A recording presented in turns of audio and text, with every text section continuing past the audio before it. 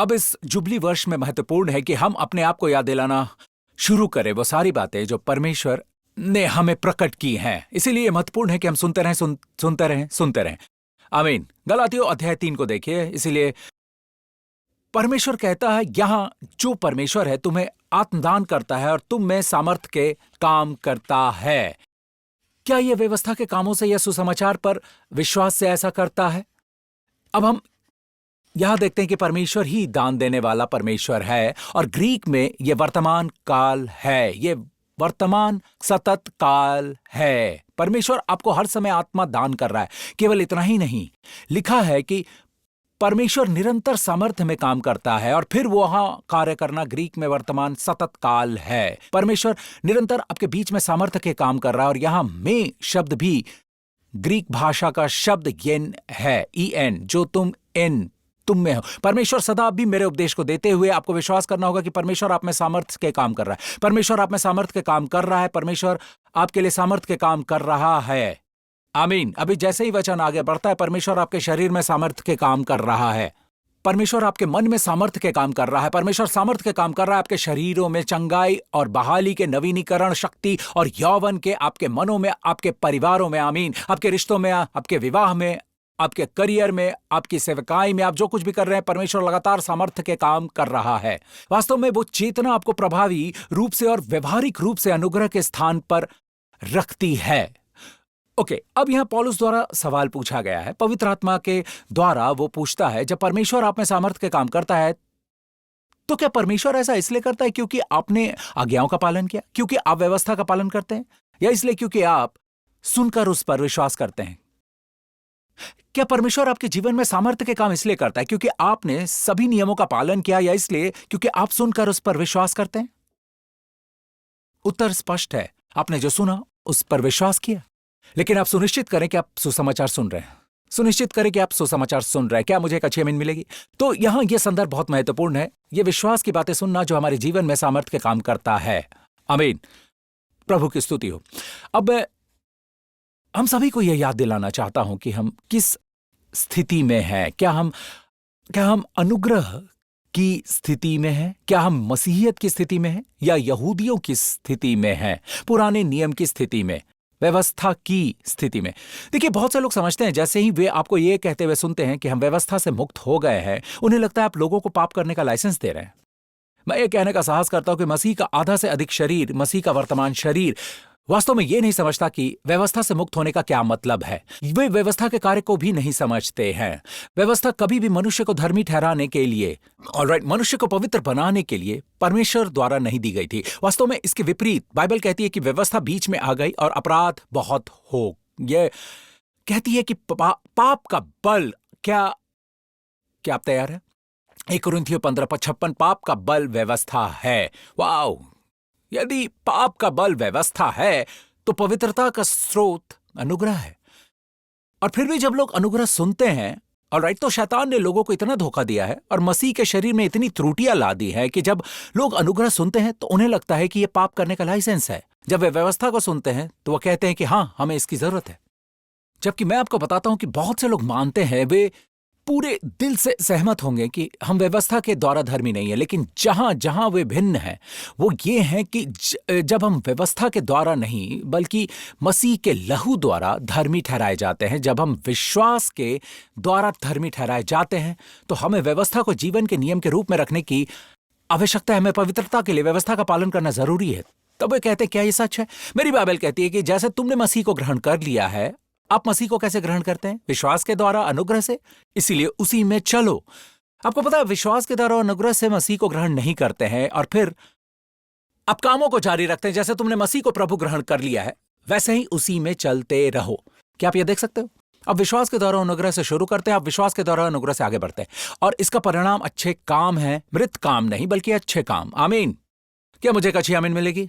इसीलिए लोग अभी भी नहीं समझे, वे नहीं समझते, और उनके लिए वे आपसे सहमत होंगे कि हम व्यवस्था के द्वारा धर्मी नहीं है। ऐसे लोग सुसमाचार मंडलियों में अधिकांश लोग इससे सहमत होंगे, लेकिन वो भाग जहां वे रोमियो 7 के बारे में पौलुस की शिक्षा को नहीं समझते। वे नहीं समझते कि हम व्यवस्था के लिए मर चुके हैं, और वे अभी भी कहेंगे नहीं, हम अभी भी व्यवस्था को जीवन के नियम के रूप में मानते हैं, हम धर्मी होने के लिए व्यवस्था का पालन करते हैं, हम आशीषों के लिए व्यवस्था का पालन करते हैं, हम फलदायी होने के लिए व्यवस्था का पालन करते हैं, पवित्रता के लिए व्यवस्था का पालन करते हैं। क्या ऐसा है? क्या बाइबल कहती है कि व्यवस्था इसीलिए दी गई थी? आइए देखें कि पवित्र शास्त्र क्या कहता है। ओके, रोमियो अध्याय 7 को देखिए। वैसे ही है मेरे भाइयों, तुम भी मसीह के देह के द्वारा व्यवस्था के लिए मरे हुए बन गए कि उस दूसरे के हो जाओ जो मरे हुओं में से जी उठा, ताकि हम परमेश्वर के लिए फल लाएं। अब व्यवस्था के लिए मर जाने का परिणाम, वैसे यहां संदर्भ में व्यवस्था का उल्लेख संदर्भ वचन 7 या वचन 8 पर जाएं। वचन 7 इसके विपरीत है। मैं व्यवस्था के बिना पाप को नहीं जान पाता कि व्यवस्था क्या है। व्यवस्था क्या है? 10 आज्ञाएं। मैं लालच को नहीं जान पाता। अगर व्यवस्था में यह ना कहा गया होता तू लालच ना करना, यह संदर्भ में बहुत स्पष्ट है। मैं संदर्भ में पढ़ रहा हूं। कोई भी वचन अगर उसके विषय से निकाल दिया जाता है तो उसका संदर्भ विषयहीन हो जाता है। आप जो भी सीखना चाहते हैं, मैं संदर्भ में सिखा रहा हूं। ओके, तो यहां व्यवस्था जिसके लिए हम मरे हुए हैं वो 10 आज्ञाएं हैं। अब लोग सीधे डर जाते हैं और शरीर की स्वाभाविक प्रतिक्रिया होती है, वाओ, आप कह रहे हैं कि हम 10 आज्ञाओं के लिए मरे हुए हैं ताकि हम जैसा चाहे वैसे जी सकें? नहीं, आगे पढ़ते रहें, वापस जाएं। हम व्यवस्था के लिए मरे हुए हैं। अब आप व्यवस्था के लिए मरे हुए हैं कैसे? हमारे मरने से नहीं, मसीह के शरीर के द्वारा यीशु क्रूस पर मरा, तब उसने जो प्रावधान किए उनमें से एक था कि उसकी मृत्यु हमारी मृत्यु थी, व्यवस्था के प्रति हमारी मृत्यु। ओके, क्या हम ये समझ चुके हैं? क्या ये बाइबल है? हाँ, ये बाइबल है पास्टर प्रिंस, प्रचार करते रहे। ओके, ताकि उस दूसरे के हो जाओ। इसका उद्देश्य यह है कि अब हम मिस्टर व्यवस्था से जुड़े नहीं हैं, जो मांग करता है और मांगता है और मांगता है और मांगता है और मांगता है, और उसमें कुछ भी गलत नहीं है। वो पवित्र है, वो न्यायप्रिय है, वो अच्छा है। यही असली समस्या है। वो सिद्ध है, मिस्टर परफेक्ट से जुड़े हुए। क्या ऐसे कोई शो है? वैसे भी आपको पता है वो मिस्टर परफेक्ट है और मैं परफेक्ट नहीं हूं। यही असली समस्या है। व्यवस्था में कुछ भी गलत नहीं है, उसमें कुछ भी गलत नहीं है। अनिवार्य रूप से व्यवस्था पवित्र है, व्यवस्था धर्मी है, व्यवस्था में कुछ भी गलत नहीं है, इस मुझ में कुछ गलत नहीं।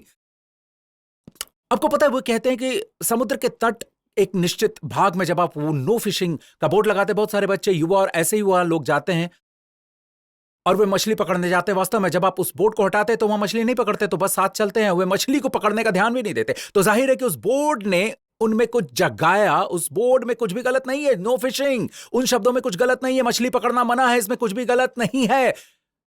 हमारे शरीर में कुछ गड़बड़ है। हमारे शरीर को व्यवस्था की जरूरत है सक्रिय होने के लिए। क्या आप सुन रहे हैं?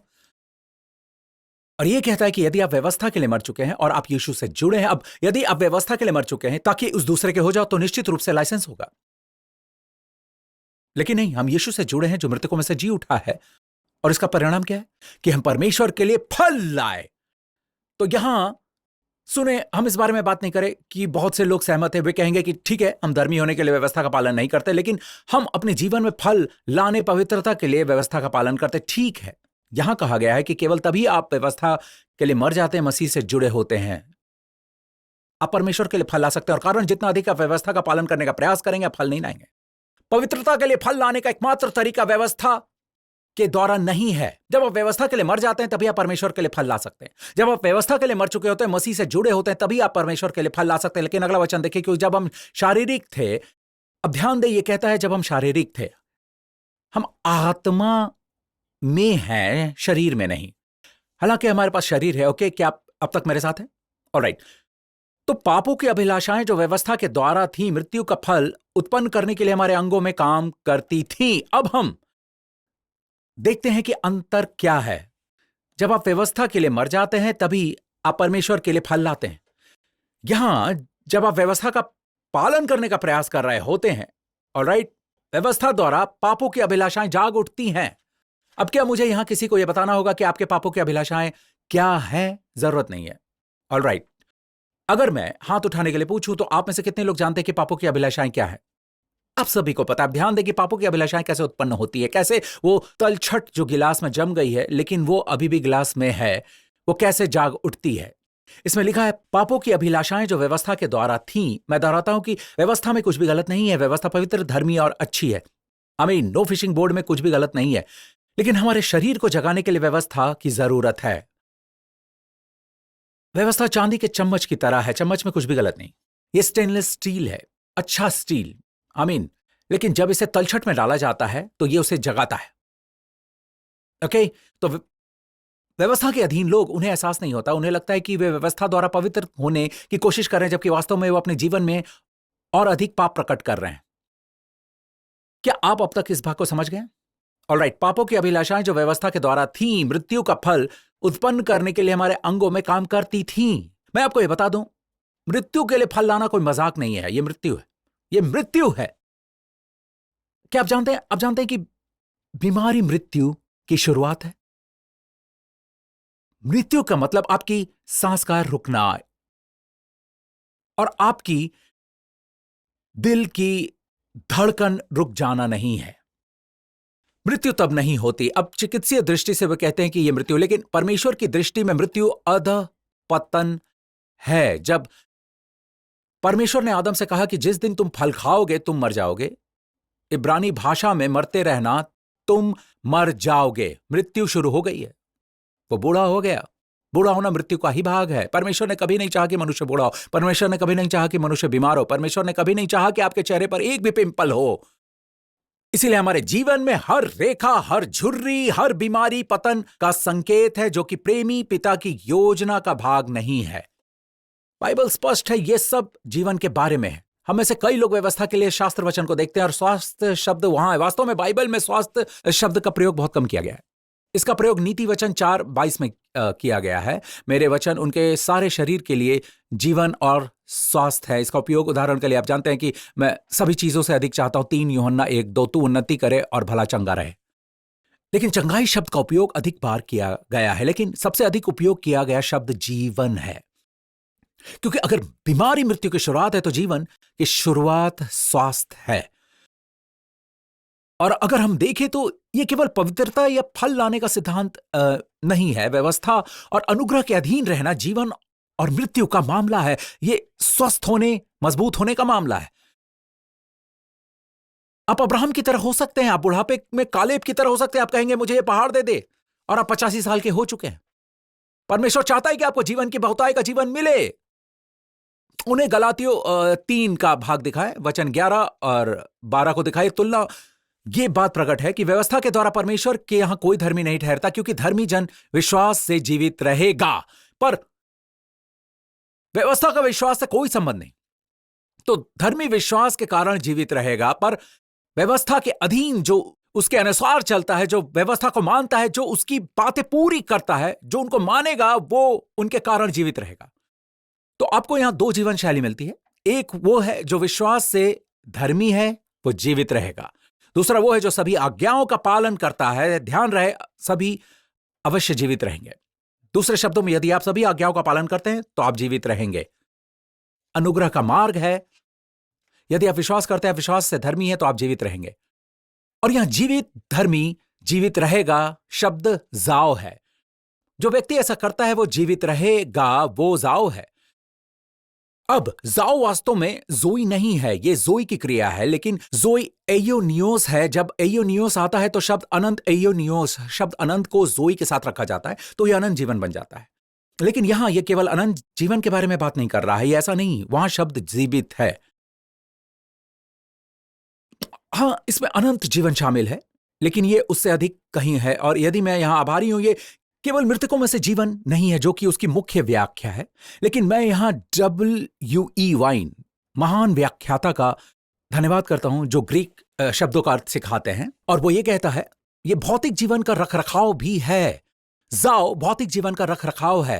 यीशु ने जाओ का उपयोग किया जब वो कहता है कि मनुष्य केवल रोटी से जाओ नहीं रहेगा। मनुष्य केवल रोटी ही से नहीं, परंतु हर एक वचन से जो परमेश्वर के मुख से निकलता है जीवित रहेगा। दूसरे शब्दों में, यदि जब आप परमेश्वर के वचन को सुन रहे हैं, आमीन, आपका शरीर जीवित हो रहा है, आपके मस्तिष्क की कोशिकाएं जीवित हो रही हैं। आपके पड़ोसी की ओर मुड़े और कहें कि आपके लिए आशा है, भाई, आमीन। आपके मस्तिष्क की कोशिकाएं जीवित हो रही है, आमीन, आमीन, आमीन। किसी और की ओर देखें और कहे कि सुनिश्चित करें कि आपके सांस नहीं है, और कहे कि आपके मस्तिष्क की कोशिकाएं जीवित हो रही है। मनुष्य केवल रोटी से जाओ नहीं रहेगा, केवल नूडल से, केवल चपाती से, केवल रेमन से, केवल सुशी से नहीं। जो भी हो वो आपका मुख्य भोजन है। मनुष्य केवल उसी से नहीं जीता। आपको भौतिक जीवन नहीं बनाए रखता, बल्कि परमेश्वर के मुख से निकलने वाले प्रत्येक वचन से जीवित रहता है। आमीन। फिर वाइन कहते हैं कि जाओ का अर्थ है भौतिक जीवन का आनंद लेना भी है। सिर्फ इतना ही नहीं, जाओ का अर्थ है बीमारी की शक्ति से भौतिक जीवन की रिकवरी। अच्छा, तो अगर मैं विश्वास रखता हूं कि मैं विश्वासी से धर्मी हूं, तो मैं जीवित रहूंगा, मैं बीमारी से उबर जाऊंगा। दूसरी ओर, अगर आप विश्वास रखते हैं कि अगर आप व्यवस्था के अनुसार चलते हैं तो आपको व्यवस्था का पालन करते रहना चाहिए, आपको बीमारी से उबरने के लिए उसका पूरा पालन करना होगा। क्या कोई ऐसा पुरुष, महिला, लड़का, लड़की है जिसने सारी चीजों का पालन किया है ठीक होने के लिए? नहीं। इसीलिए परमेश्वर का धन्यवाद करें कि उसने अनुग्रह दिया। हम अब यहूदी स्थान पर नहीं हैं, हम नई वाचा के स्थान पर हैं, हम मसीहियत के स्थान पर हैं। अब हम व्यवस्था के स्थान पर नहीं हैं, हम अनुग्रह के स्थान पर हैं। हम अब यहोवा के सेवक के रूप में इजराइल के बच्चों की तरह नहीं हैं। अब हम अपने पिता के लिए परमेश्वर के पुत्र और पुत्रियां हैं। परमेश्वर चाहता है कि उसे पिता कहा जाए। हां, यह सही है। जब आप परमेश्वर की आराधना करते हैं तो कभी कभी आप एक एल शदाई कहते हैं, ठीक है, ये यहोवा कहते हैं, ये ठीक है, ये अद्भुत है, एल एलियोन, ये बढ़िया है। लेकिन वो चाहता है कि आप हर दूसरे नाम के ऊपर उस नाम से उसे पुकारे, और बेहतर होगा कि आप उसे पुत्रत्व की भावना के अर्थ में पुकारे। वो है अब्बा पिता। आप महसूस करेंगे उसका पारिवारिक निकटता हो, अब्बा पिता। हां, आपके सहकर्मियों के लिए, आपके मित्रों के लिए वो परमेश्वर की है, दूरी पर आपके साथ पिता है। हम केवल पवित्रता के बारे में बात नहीं कर रहे हैं, हम जीवन के बारे में बात कर रहे हैं। और हमें आश्चर्य है कि मसीह के शरीर में इतनी बीमारी क्यों है। हम अनुग्रह का दावा करते हैं, हम व्यवस्था का पालन करने की कोशिश कर रहे हैं, और हम परमेश्वर से यह कहते हुए जीने की कोशिश कर रहे हैं, प्रभु मैंने ये किया, मैंने वो किया, मैं चंगा क्यों नहीं हुआ। फिर हम दुखी और क्रोधित हो जाते हैं जब हम समय मानसिकता, एक व्यवस्था की मानसिकता होती है।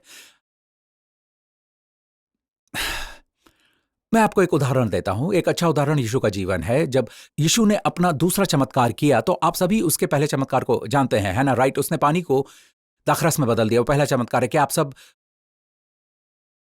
उसके दूसरे चमत्कार को जानते हैं? और पहला चमत्कार काना में किया गया था, दूसरा चमत्कार भी काना में किया गया। ये एक आदमी था जिसका पुत्र बुखार से मरने वाला था। वो मदद के लिए यीशु के पास आया और यीशु ने मुंह से कह दिया कि उसका पुत्र चंगा हो गया। लगभग 20 मील की दूरी पर यीशु काना में था और वो पिता यीशु को खोजते हुए काना आया था। पुत्र लगभग 20 मील दूर कफरनहूम में था और यीशु ने मुंह से कह दिया कि पुत्र चंगा हो गया। तो चलिए दूसरे चमत्कार को देखते हैं। उसने यीशु से कहा कि मेरे साथ कफरनहूम में चलकर मेरे पुत्र को चंगा करने के लिए। यीशु कहता है, जा, तेरा पुत्र जीवित है। और यहां जीवित शब्द जाओ है। लेकिन ध्यान दे कि वो कह सकता था तेरा बेटा चंगा हो गया है, जाओ, तेरा पुत्र चंगा हो गया है। लेकिन यीशु ने चंगा शब्द उपयोग नहीं किया, उसने जाओ शब्द का उपयोग किया। तेरा पुत्र जीवित है।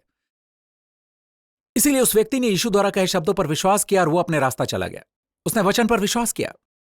इसीलिए अनुग्रह का मार्ग विश्वास का मार्ग है, जो कि आपको विश्वास से जीना है। आपको कर्मों के द्वारा नहीं जीते, धर्मी विश्वास से जीवित रहेगा। जो व्यक्ति व्यवस्था के अधीन है, जो व्यवस्था को मानता है, वो कर्मों से जीवित रहेगा। तो हर दिन आपके पास एक विकल्प होता है। जब आप जागते हैं या तो आप विश्वास से जीते हैं या कर्मों से जीते हैं। अगर आप जाकर कहते हैं मुझे परमेश्वर को प्रसन्न करने के लिए करना, परमेश्वर से आशीष पाने के लिए मुझे करना, मुझे वो करना, मुझे ये करना, मुझे करना, या आप उठते हैं और कहते हैं कि पिता मैं आपका धन्यवाद करता हूं, आप मुझसे प्रेम करते हैं, आप मेरे अब्बा पिता हैं, परमेश्वर की कृपा मुझ पर है, मेरा परिवार और मैं सुरक्षित हूं क्योंकि हम परम प्रधान के गुप्त स्थान में। हाँ, मैंने समाचार देखा, ये हो रहा है, वो हो रहा है, मैं आज यात्रा कर रहा हूं, मैं ऊपर उड़ रहा हूं और मेरे निकट 1000 गिरेंगे, यहां तक कि 10,000 भी गिरेंगे। मैं ये नहीं कह रहा हूं कि वो नहीं गिरेंगे, 10,000 भी गिर सकते हैं, परंतु मेरे पास ना आएगा। पिता आपकी कृपा मुझ पर है। अब विश्वास से जीते हैं। आप यहाँ उठते हैं और कहते हैं मैंने ये नहीं किया, मैंने वो नहीं किया, मुझे ये करना होगा, मुझे वो करना होगा, मुझे ये करना होगा, तो आप व्यवस्था के अधीन हैं और इसका परिणाम मृत्यु का फल है, तनाव है, डर है, चिंता है, निराशा है। लेकिन विश्वासी का जीवन विश्राम का जीवन है। ओके, इसीलिए उस व्यक्ति ने यीशु द्वारा कहे गए वचन पर विश्वास किया और वो चला गया। और जब वो कफरनहूम अपने घर जा रहा था, तब उसके सेवकों ने उससे मुलाकात की और उसे बताया तेरा पुत्र जीवित है। दोहराता हूं, तेरा पुत्र जीवित है, जाओ, आगे बढ़ो। उसने उनसे पूछा किस घड़ी वो अच्छा होने लगा। उन्होंने उससे कहा कल 7वें घंटे में उसका ज्वर उतर गया। तो जाहिर है कि पुत्र का बुखार ठीक हो गया और फिर भी यीशु कहता है जा, तेरा पुत्र चंगा होने की बजाय जीवित है। तो विचार यह है कि हमें समझना चाहिए कि जीवित शब्द का अर्थ बीमारी से ठीक होना भी है। और देखिए कि ये वाक्यांश कितनी बार इस्तेमाल किया जाता है, तेरा पुत्र जीवित है, तेरा पुत्र जीवित है, तेरा पुत्र जीवित है। क्या आपने पहले इस पर ध्यान दिया? ऑलराइट, तब पिता जान गया कि ये उसी घड़ी हुआ जिस घड़ी यीशु ने उससे कहा तेरा पुत्र जीवित जाओ है, और उसने और उसके सारे घराने ने विश्वास किया। वाओ, क्या ये सुंदर नहीं है? क्या ये सुंदर नहीं है? और मैं आपको बताने के लिए यहां हूं, आप जीवित हैं, आपका पुत्र जीवित है, आपकी पुत्री जीवित है, आपका परिवार जीवित है। और अगर शैतान आता है तो सिंगापुर में अन्य लोगों की तुलना में आपको कौन सी बात अलग बनाती है? आपको अन्य अमेरिकियों की तुलना में कौन सी बात अलग बनाती है? यूरोप के अन्य लोगों की तुलना में आपको कौन सी बात अलग बनाती है? आपको कौन सी बात अलग बनाती है? बस उन्हें और चीन को भी बताएं, चीन में सभी अरब लोगों की तुलना में आपको कौन सी बड़ी बात अलग लगती है? बस इतना कहीं मैं उनके बारे में नहीं जानता। मैं एक बात जानता हूं, मेरे पास मेरा यीशु है, मैं उसके वचन पर विश्वास करता हूं। मुझे नहीं पता दूसरे लोग किस वचन पर विश्वास करते हैं, लेकिन मैं उसके वचन पर विश्वास करता हूं। आकाश और पृथ्वी टल जाएंगे, वो कहता है, परंतु मेरी बात कभी ना टलेगी। तो यहां हमारे पास जीवन की दो प्रणालियां हैं। तो या तो आप विश्वास से धर्मी होकर जीवित रहेंगे, या व्यवस्था के अधीन रहकर व्यवस्था का पालन करने का प्रयास करते हुए, कार्य करते हुए। अब वादा यह है कि अगर आप सारी व्यवस्था का पालन करोगे तो तुम्हें जीवन मिलेगा। लेकिन क्या कभी किसी ने ऐसा किया? किसी ने नहीं। तो परमेश्वर ने हमें यीशु के लहू से भुगतान किया गया एक मार्ग प्रदान करता है जो बहुत आसान है। आमीन। आपके अपने दिल को ऐसा महसूस ना होने दें दुनिया वहां जा रही है, मैं वो मौज कर रहे हैं और तुम यहां परेशान हो। नहीं, हम सच्चे जीवन, बहुताई के जीवन का आनंद ले रहे हैं। हम सच में जाओइंग कर रहे हैं, अगर जाओइंग जैसा शब्द कोई है तो। ओके, मैंने अभी से गढ़ा है। आमीन। हमारे पास सच में जीवन है। और सभी लोगों ने कहा आमीन, यीशु के नाम की स्तुति हो, हालेलुया। आप में से जिन लोगों ने मसीह पर भरोसा नहीं रखा है, और मुझे विश्वास है कि आप समझ गए होंगे कि मैं सुसमाचार का प्रचार कर रहा हूं। ये शुभ समाचार है, ये कोई धर्म नहीं है, ये शुभ समाचार है। और आप कहते हैं पास्टर प्रिंस, मैं मसीह पर अपना भरोसा रखना चाहता हूं कि वो उस क्रूस पर मेरा दिव्य विकल्प है, वो मेरे पापों के लिए मर गया। मैं अब्राहम की तरह विश्वास करना और आशीषित होना चाहता हूं। हे मित्र, यदि आप विश्वास करते हैं कि यीशु मसीह आपके पापों के लिए उस क्रूस पर मरा, आप विश्वास करते हैं कि परमेश्वर ने उसे आपके पापों के लिए बिना मृतकों में से जिलाया, इसका मतलब है कि आपके सभी पापों की क्षमा हो गई है।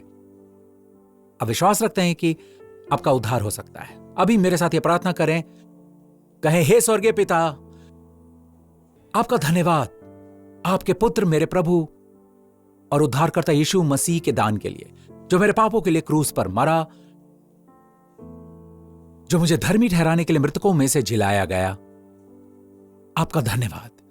उसके कारण मैं अब कृपा स्थिति में हूं। आपके सारे आशीषें मेरी हैं। मसीह ने मुझे शाप से छुड़ाया है। मैं अब शाप के अधीन नहीं हूं। धन्यवाद पिता, यीशु मसीह मेरा प्रभु है। यीशु के नाम से आमीन, आमीन। में प्रभु की स्तुति हो। मेरे मित्र, यदि आपने यह प्रार्थना की तो अब आप परमेश्वर के संतान हैं। आपके सभी पाप क्षमा कर दिए गए हैं। आप मसीह में परमेश्वर की धार्मिकता है। परमेश्वर ने आपको स्वीकार किया है और वो चाहता है आप ये जानें कि वो सदा के लिए आपके पिता है। आमीन। ये एक प्रेम संबंध है। आमीन। खड़े हो जाएं, यीशु के नाम की स्तुति करें, हालेलुया। और मित्र, ये जान लो कि भजन गाकर भजन 91 में कहता है, जो परम प्रधान के छाए हुए स्थान में बैठा रहे वो सर्वशक्तिमान की छाया में ठिकाना पाएगा। आप में से कितने लोग इस सप्ताह यात्रा कर रहे हैं? ऑलराइट, तो मैं आपको ये बता दूं, यात्रा करने से कभी ना डरें, विमान यात्रा से कभी ना डरें। आमीन। क्यों? क्योंकि आप परम प्रधान के छाए हुए स्थान में हैं। भजनकार का स्वप्न, परम प्रधान का वो छाया हुआ स्थान आपकी और मेरी वास्तविकता है दोस्तों। आमीन। अब हम शद्दाई की छाया में उस स्थान पर हैं, वो हमारा पिता है। आमीन। इसीलिए स्थान पर और हर जगह जहां से देखा जा रहा है, अपने हाथों को उठाएं। जीआरसी में के लोगों, हमें आपसे प्रेम है। हम अक्सर आपके बारे में सोचते हैं। प्रभु की स्तुति हो। इस स्थान पर और हर जगह जहां अभी से देखा जा रहा है, अपने हाथों को उठाएं इस आने वाले सप्ताह में, क्योंकि आप मसीह में परमेश्वर की धार्मिकता हो, क्योंकि आपके पास मसीह के लहू में क्षमा कर दिए गए हैं, क्योंकि प्रभु कभी भी आप पर पाप नहीं थोपता। आमीन। परमेश्वर की कृपा आप पर है। मैं घोषणा करता हूं कि इस सप्ताह प्रभु आपको पिता अब्राहम की आशीषों से आशीषित करे। व्यवस्था विवरण 28 की आशीष, और प्रभु तुम्हें और तुम्हारे परिवारों को नुकसान, खतरे, आतंक, बुराई, बीमारी, मृत्यु से बचाएगा यीशु के नाम। और प्रभु अपना मुखमंडल आप पर चमकाए, आप पर अनुग्रह करें। प्रभु अपना मुखमंडल आप पर चमकाए और आपको शलोम, स्वास्थ्य, पूर्णता और शांति प्रदान करें यीशु के नाम से। और सारे लोगों ने कहा आमीन, आमीन। I love you all. आने के लिए धन्यवाद।